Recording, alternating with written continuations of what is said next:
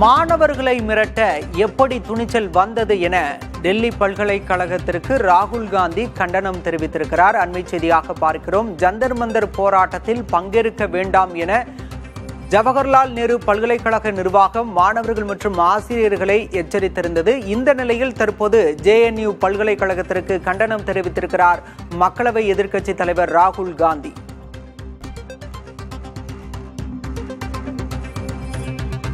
ஜந்தர் மந்தரில் நடைபெறும் போராட்டத்தில் மாணவர்கள் பங்கேற்றால் அவர்கள் மீது ஒழுங்கு நடவடிக்கை எடுக்கப்படும் என எச்சரிக்கை விடுத்து JNU பல்கலைக்கழக நிர்வாகம் சுற்றறிக்கை அனுப்பியிருந்தது. இதனை சுட்டிக்காட்டி மாணவர்களை மிரட்ட எப்படி துணிச்சல் வந்தது என்று கேள்வி எழுப்பியிருக்கிறார் மக்களவை எதிர்க்கட்சி தலைவர் ராகுல் காந்தி.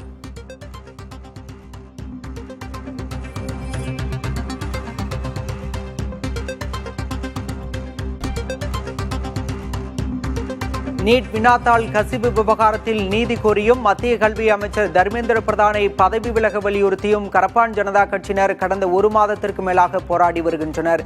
இந்த நிலையில் மாணவர்கள் பலர் தன்னெழுச்சியாக ஜந்தர் மந்தரில் குவிந்து வருகின்றனர். இந்த நிலையில் JNU பல்கலைக்கழக நிர்வாகம் தங்களுடைய மாணவர்களுக்கு சுற்றறிக்கை அனுப்பியிருந்தது. அதில் போராட்டத்தில் பங்கேற்கக்கூடாது, பங்கேற்றால் ஒழுங்கு நடவடிக்கை எடுக்கப்படும் என எச்சரித்திருந்தது.